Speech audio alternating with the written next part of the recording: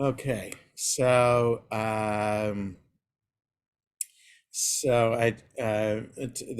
portion today is Chayei Sarah, and we were just talking about the rally that's taking place in DC next week on Tuesday, November 14th. And hopefully we'll have a group of people from Sha'arei Tefillah showing up. We're ordering hats as we speak. So they may, hopefully they'll be ready a couple days in advance so people who are going to the rally can just pick them up here.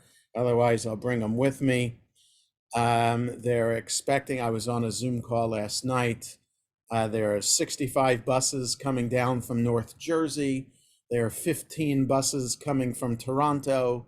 So people are coming from across the country for this rally, which is surprising to me that a midday rally would attract so many people, but that's good. Purpose of the rally, solidarity with Israel and bring the hostages home. So anyway, so I hope people can attend.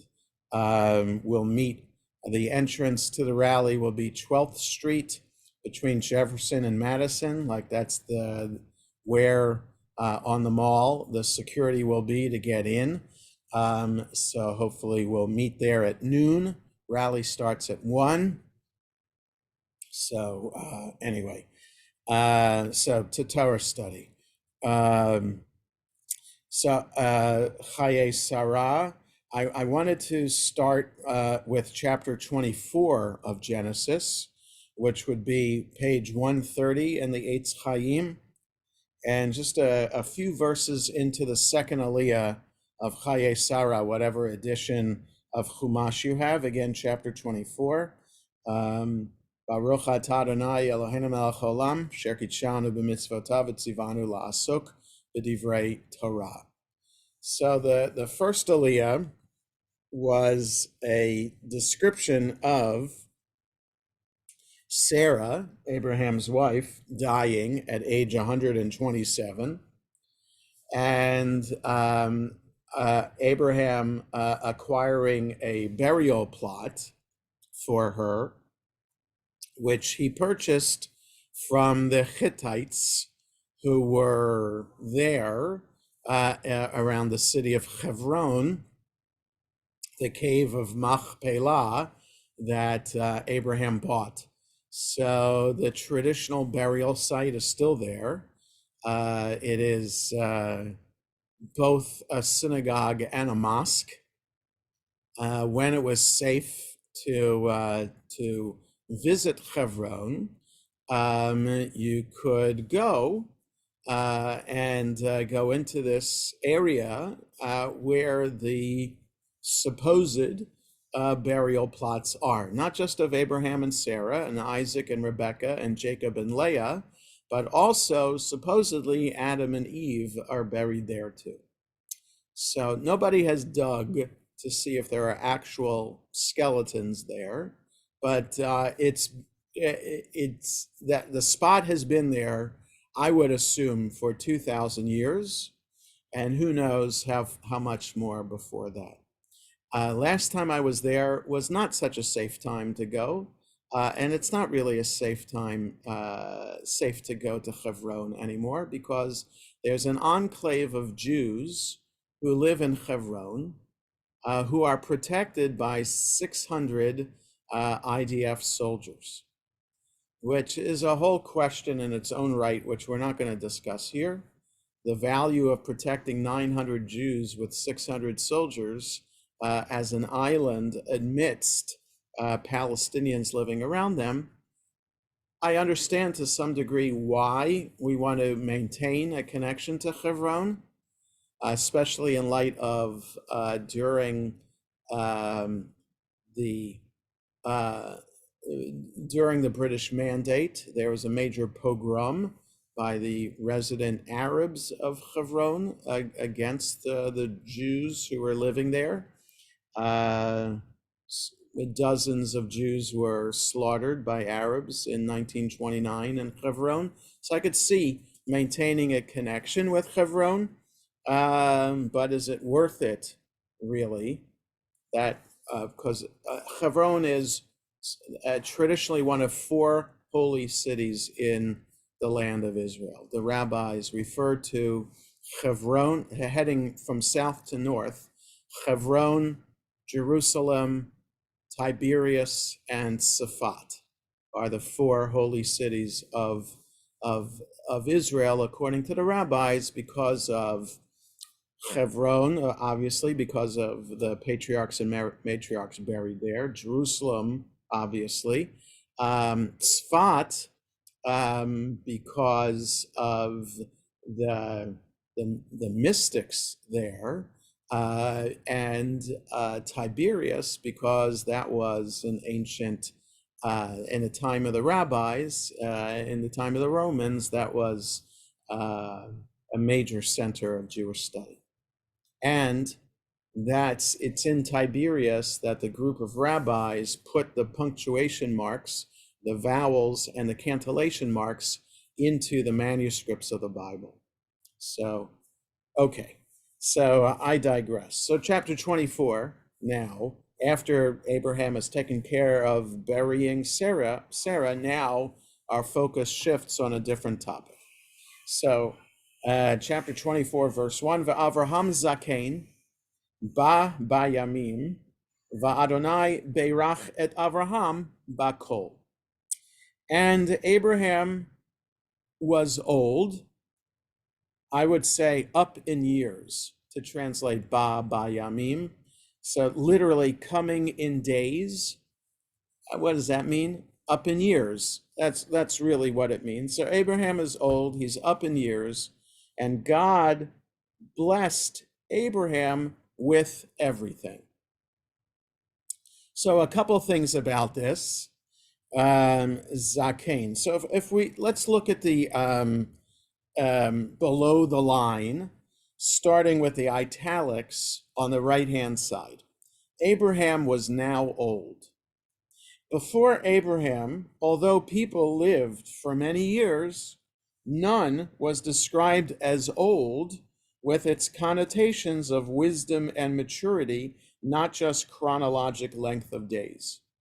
Right? So from Abraham to Noah, in those generations that were listed, people were living 800, 900 years. None of them were called old.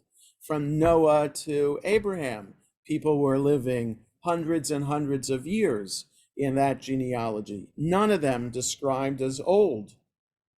So this is the first time that anyone is described as old. So does old here mean old chronologically?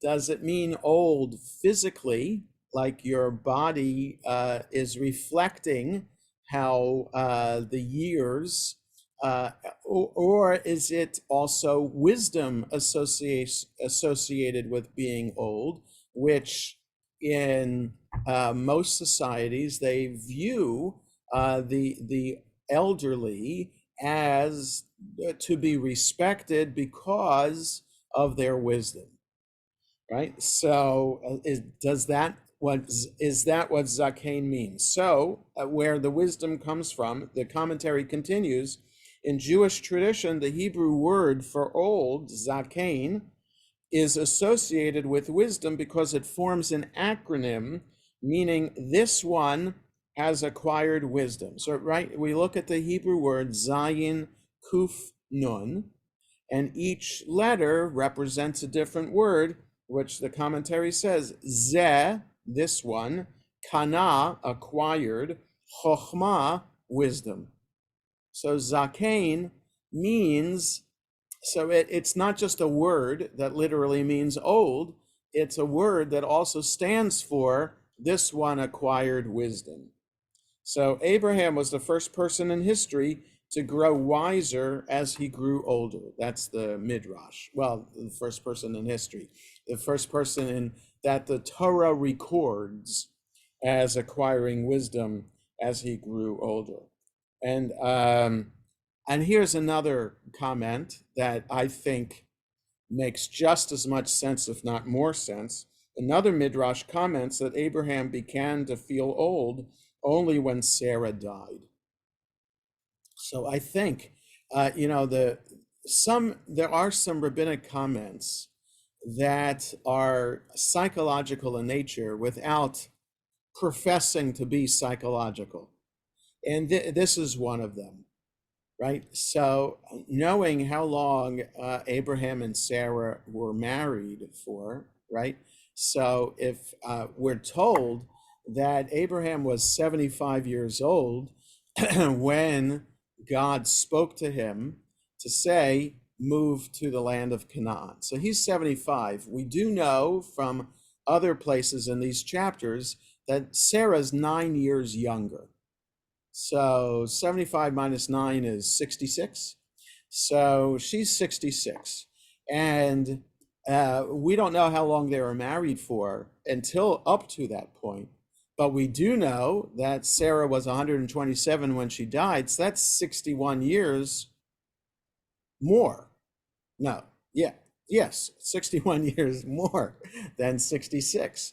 So they had 61 years together in the land of Israel, besides however many more years they had in the land of Haran together as a married couple.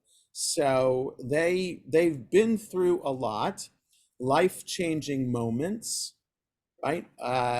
Moving, we take moving for granted here in America, knowing, I just speak for myself, my children raised here in Silver Spring only, and all of them are not here anymore.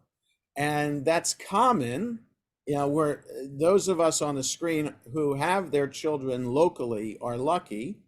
Maybe someday they'll move back, but three of mine in New York and one in Rhode Island.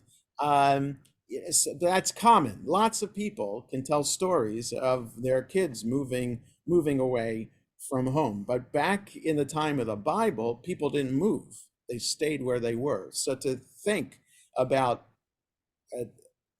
taking up roots, uprooting yourself, and then settling down someplace else, it just wasn't done. So that's a major trauma in their lives, and then dealing with being barren, going down to Egypt to escape a famine, having then God speak in visions several times to them.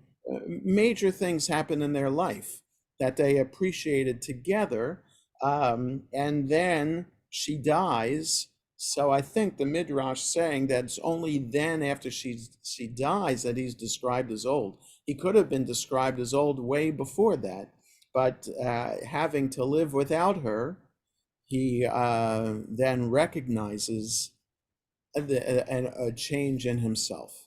Rabbi, Yes, Jules. is there any evidence of how long a year was No, at that time? So no, we don't know what we're talking about. we're not sure. No, there are different ideas of what these years, especially for the like Methuselah 980 something, what that could possibly mean. We really don't know.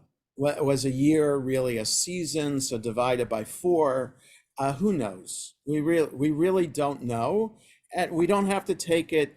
We don't have to take the numbers so seriously, though. I've mentioned this one commentator before over the years. There's an Italian Jewish Bible scholar from last century, Umberto Cassuto. And one of the hallmarks of his commentary was to study deeply the years, the ages that are mentioned in the Torah, and comes up with the fact that there is a pattern to their ages. Right. So Abraham, Isaac, and Jacob's ages when they were when they died, all have a multiple of 7 associated with it. And it's a little complicated. I don't remember exactly, but there's something about the number 7 associated with Abraham, Isaac, and Jacob's age. Now, the rabbis use Sarah's age, 127, as a midrash. They're not necessarily taking the age literally, but they're using it as a midrash. Now, I would say that the rabbis of the Mishnah and the Talmud did take these years literally, and just would just say that that was just the miracle of living in a time that without sin, something like that. So 127 for Sarah, the classic midrash that Rashi brings in his commentary, is that at age 20 she was as youthful as she was at age 7, and at age 100 she was as beautiful as she was at age 20. So because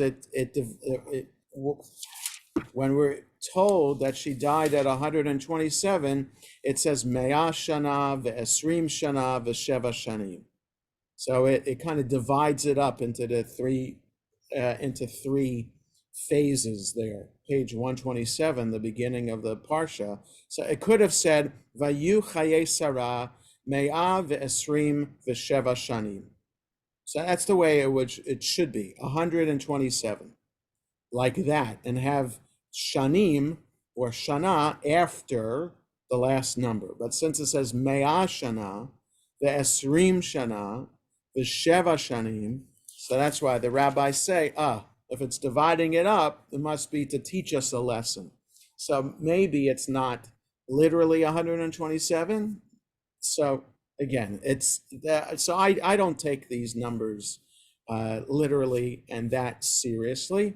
Certainly Moses dying at age 120 leads to the saying that we say to everybody celebrating a birthday, Bizar 120, or in Hebrew, Ad Me'ah ve'esrim, that we should all live to 120 in good health and happiness like Moses, right? So do we really wish that on people? Well, more and more, it's becoming more possible for people to live to 120. But 50 years ago, when people were saying this was not realistic. Anyway, okay, so that's one thing about the word zakein. And God had blessed Abraham with everything. So the question is, did he bless Abraham with everything? What if we were thinking about being blessed with everything, what kind of blessing would that be? A blessing, to be blessed with everything would mean to be blessed with happiness. Is Abraham happy? His wife just died. So is that something to feel as if he's been blessed with everything? He's blessed with a covenant relationship with God. He had the promise from God that he and Sarah are going to be parents of a great nation, and they are inheriting the land of Israel as permanent land for their ever-growing future family. Okay, that's a great blessing. Does he have a relationship with his sons Ishmael and Isaac? That it's unclear. It seems at the end of last portion that Abraham and Isaac part ways and they never see each other again. At least the Torah doesn't describe Isaac and Abraham having any kind of relationship ever again. And Ishmael also, his son through Hagar, he drove Hagar and Ishmael out of the house, and he hasn't seen them again. So is that happiness? What's happening? So you might have everything from God, but if your family is dysfunctional, is that truly being blessed with everything? So that's the question to keep in mind, that he blesses Abraham. God blessed Abraham with everything. So, which also could mean, by the way, that now Abraham doesn't have to take care of anything anymore. Everything he has, whatever he needs, everything that he could possibly want for himself and his family is taken care of. But that's not really the case, because now we're seeing what Abraham is going to do. And why does Abraham have to do this if he's already blessed with everything? Meaning, verse 2, Vayomer Avraham el Avdo, Zakan Beito, Hamoshel Bechol Asher Lo, Simna Yadcha Tachat Yerechi. So Abraham says to his servant, the elder of his house, or the senior of his house. So, so if you were to refer to some staff member as your senior staff member, in Hebrew, you wouldn't say the Zakan Beito. There would be a different word for that. So Zakan, we just met the word Zakain. It's the same 3 letters. So it should be the elder of his house, the servant, the elder of his household, the one who rules over or is in charge of everything that he has, right? So it's his chief assistant that's in charge of everything, has like power of attorney kind of thing. Put your hand under my thigh. So a yerech is translated here as thigh. Could also be loins. Okay, so and that's intentional for an ancient form of taking a vow. Okay, it's called testifying for a reason related to how this oath is taking place. Testi, the beginning of testify, testimony, related to what's located in the loins, right? I'm not joking about that. There's a serious relationship between the two and how oaths were taken. Okay, so verse 3. What's he going to ask him to take an oath about? Related to verse 1 about being blessed with everything. Va'ashbi'acha ba'Adonai Elohei hashamayim ve'Elohei haaretz asher lo tikach isha livni mibnot ha'kenaani asher anochi yoshev bekirbo. And I swear to you, or I make you swear, I make you swear by God, the God of heaven and the God of earth. Interesting that this is the way Abraham is referring to God. So we have until this point God by the narrator telling us how God is being referred to, right? So in Genesis 1, it's Elohim. In Genesis chapter 2, it's Adonai Elohim. There's El Shaddai, that God refers to God's self as El Shaddai. So there are different names of God that the narrator brings forward to this point. So it's here, Abraham is referring to God as Adonai, Yud He Vav He, who is the God of heaven and the God of earth. Okay? So what does he make his servant swear? That, Asher, that don't take a wife for my son from the daughters of Canaan, that with whom I dwell in their midst. So this is the oath. His son is not married. Why isn't Abraham on his own finding a wife for his son? He's delegating it to his chief senior servant to look for a wife for his son. So if Abraham is blessed with everything, one would imagine that would mean he's blessed with a son who's married and has given him grandchildren already. But that's That's not the case. So it just gets to what is Abraham being blessed with everything, how we go about enhancing on our own feeling that we're being blessed, meaning that I think the Torah teaches us here and in many other places that we work in partnership with God for blessings, that we shouldn't lead our lives as if we are relying on God blessing us. We're not leading a passive life. We are being active by behaving in a particular way, and the choices that we're making, the actions that we're performing to enhance the feeling that we will have that we are being blessed. So it's the feeling of being blessed comes about through the the the actions and behaviors that we perform. So perhaps Abraham, in wanting to enhance the sense of blessing in his life, is delegating or charging his servant to go and find a wife for his son. And that way, he'll feel blessed with everything.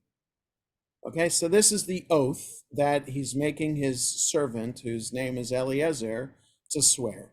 And the oath continues, right? So don't take a woman as a wife for my son from among the Canaanite women.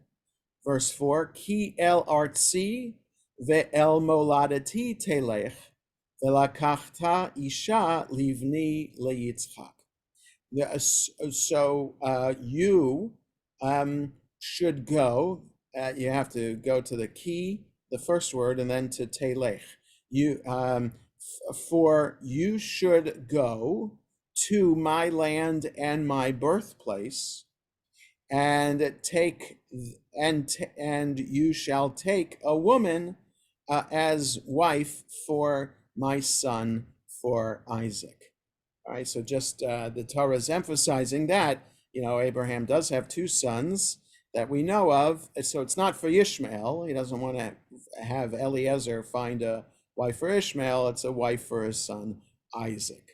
So I go back to my homeland to find a wife there. And this is what Jacob is sent to do as well, going back to the homeland. So, right, because we're told at the very end of last week's portion, the genealogy, and who Abraham has a brother, Nahor, who still lives in Haran, and Nahor has a son, Betuel, and a grandson, Lavan, and a granddaughter, Rivka. Okay, why bring that genealogy if not to know? Oh yeah, in a chapter we're going to find out how Rivka now becomes part of the family. All right, so this is extended family. We're unclear yet whether they have a relationship with Adonai like Abraham does, but it's better to go to them than to find a woman among the Canaanites. Now, the commentary below the line has some negative comments about Canaanites. And that negative comments is from here, but also from the book of Joshua, as those of us in the Bible class know, that it's part of the settling of the land of Israel is to wipe out the indigenous Canaanite population because they are idolatrous. So if we look below the line, that where chapter 24 starts there in the commentary, after Sarah's death, Abraham, perhaps confronting his own loneliness and mortality, turns his attention to finding a wife for Isaac. As long as Isaac is unmarried, the divine promise of posterity will remain unfulfilled. He does not want Isaac to marry a Canaanite woman, so he sends his servant back to Aram, that's also the name of the land there, Haran, Aram, to find a bride among Abraham's relatives. The commentators wonder about this, because the Arameans were idol worshippers no less than the Canaanites. Now, the Arameans, right? So this in the Haggadah, that lengthy section in Magid starts with a midrash on these verses from the Torah. Arami Oved Avi. My father was a wandering Aramean, right? So the Arameans, just that's what the northern Syria is called, Aram. Okay, so they're idolaters too. So Chizkuni, a medieval commentator, says that had Isaac married a Canaanite, people might attribute his claim to the land to his wife's inheritance, not to God's promise. So perhaps Abraham is thinking about the best way to ensure for future generations that the land belongs to us. And that had Isaac married a Canaanite woman, then people might say, oh, the land of Israel belongs to you through your wife, not really through you. So maybe Abraham's thinking, let's go, we'll ensure that it belongs to us from God's promise, not because of Canaanite women, but because of God's promise itself. Okay, now Hirsch, German rabbi almost 200 years ago, sees Abraham concerned about the influence of Canaanite neighbors and relatives on Isaac. Rabbeinu Nisim attributes Abraham's rejection of a Canaanite bride not to Canaanite idolatry, but to Canaanite moral depravity. So idolatry is bad, moral depravity is bad too. Okay. All right. So go back to my homeland, verse 4, verse 5. Vayomer elav ha'eved, ulai lo toveh ha'isha lalechet acharai el haaretz hazot. Ha'hashev ashiv et bincha el haaretz asher yatzata misham. So the servant says to him, to Abraham, maybe, right, just to understand this oath, right? What would happen? Maybe the woman would not consent to follow me to this land. Should I bring your son back to the land from which you came? Right? So if I can't find a woman to come here, should I bring Isaac there? 6. So that's an interesting question, right? And certainly would, if he brought Isaac there, then that would jeopardize the whole Jewish enterprise. Things would have been quite different had Isaac gone back to the homeland and stayed there. 6. Vayomer elav Avraham, Ishamer lecha, pen tashiv et bincha et bini shama. So Abraham said to him, Hishamer lecha, don't you dare. That's the impact of this, of Hishamer lecha. Don't you dare return my son there. So it says here in the English, on no account must you take my son back there. Hishamer lecha. But watch yourself. Don't you dare consider that thought. 7. Adonai, Elohei Hashemayim, asher lekachani mi beit avi ume'eretz moladati, va'asher diber li, va'asher nishba li lemor, lezaracha etein et haaretz hazot, hu yishlach malacho lefanecha, velakachta isha livni misha. So Abraham says, God, the God of heaven, right? Before he said, God, Adonai, God of heaven and earth.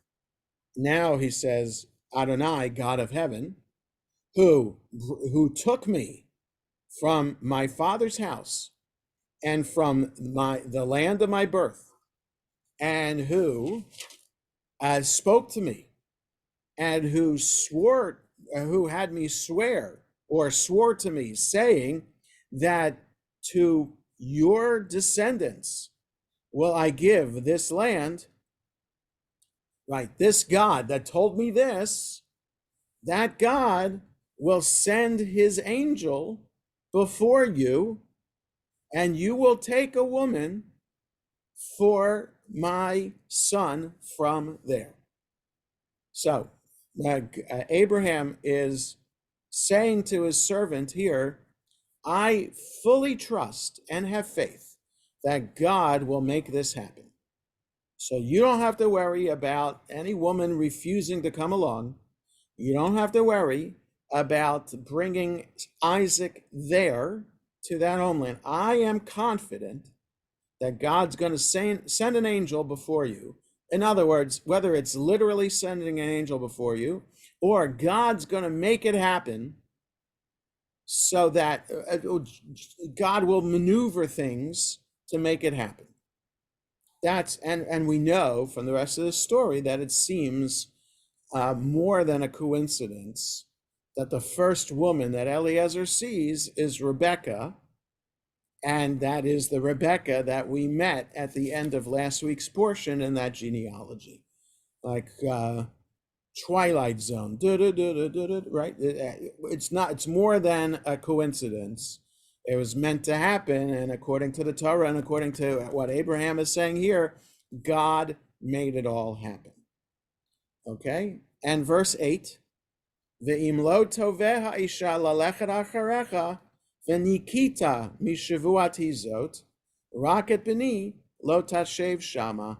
And if the woman does not consent to follow you, you will be clear of this oath, right? It will be nullified, or more than nullified. You'll be, right? You don't have no more obligation to this oath. You're going to try, and if the woman refuses, then you're clear of the oath.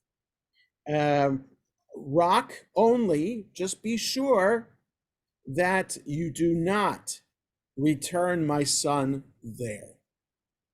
9, Vayasem ha'eved et yado tachat yerech Avraham Adonav, vayishava lo al hadavar hazeh. So this servant put his hand under the thigh or the loins of Abraham his master, and he swore to him on this matter. Okay, so just an important point here. I want to make a connection now from this to what today is, November 8th, in the Jewish calendar.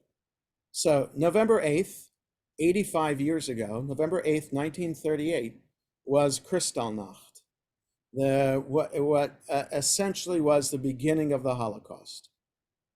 And it is tragic that it is mostly going unmarked around the world today because of what's going on in Israel and Gaza. Our attention is turned there, and just as on October 27th, we were mostly neglecting the 5th anniversary of the murder of Jews at the Tree of Life Synagogue in Pittsburgh, so too, we are mostly forgetting about or ignoring today as the 85th anniversary of Kristallnacht. Had the war not been going on, I'm sure there would be major commemorations around the world about this. So the idea, of course, being that throughout the ages, people have tried to wipe us off the face of the earth. People have tried to point out what's wrong with the Jewish people and how the Jewish people need to be either exiled from whatever particular country we're talking about, or in the case of Hitler, to be totally annihilated. So it's important, and I think inspirational, to read the faith of Abraham here at the beginning of chapter 24. Eliezer questions rightly, because he's not part of this covenant between Abraham, Sarah, and God. What if I don't succeed in this mission? Abraham understands completely that the promise that God made to Abraham and Sarah personally was a promise for something much bigger than Abraham and Sarah themselves. It wasn't a personal promise for personal prosperity, but rather a transformation. Just the fact that Abraham and Sarah's names were changed from Abram and Sarai to Abraham and Sarah reflects the idea that they're different people now because they are the start of something much bigger and more impactful than just a regular Abram Sarai family story.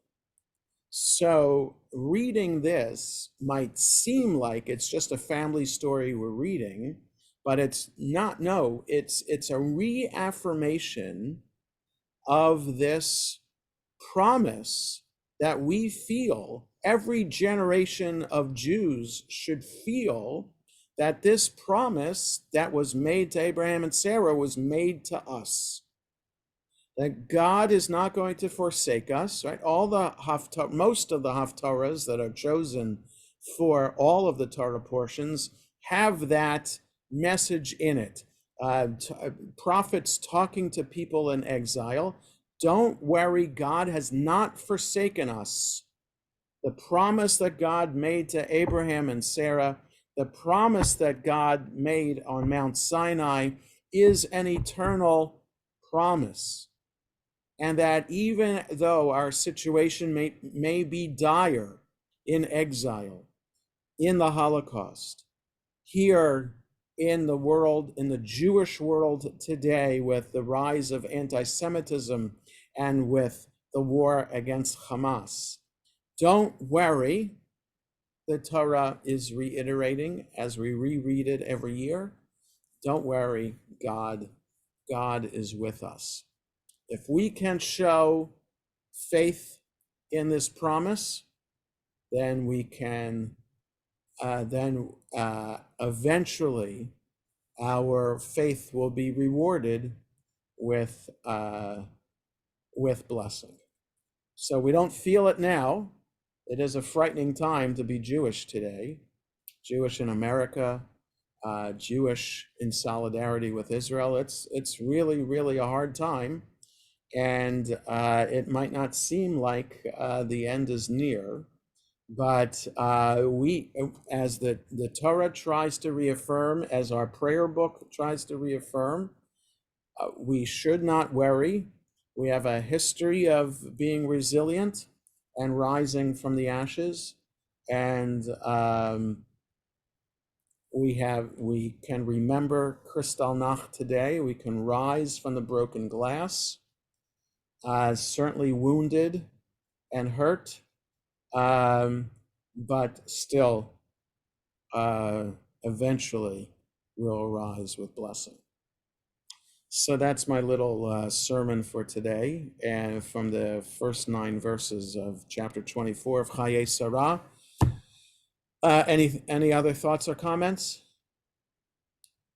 So I wish everybody a good rest of the day. Yes, Barbara? I just wanted to say that Leisure World is having a program tomorrow afternoon about Kristallnacht. Oh, okay. The Jewish Residents of Leisure World is doing that? Yes. Very good. Very good. I will add a prayer at Minyan tonight. I'll do the Al Male for the 6 million at Minyan tonight. That's how we'll mark it ourselves. So, okay, good. Have a good rest of the day, everybody. Pray for peace in Israel.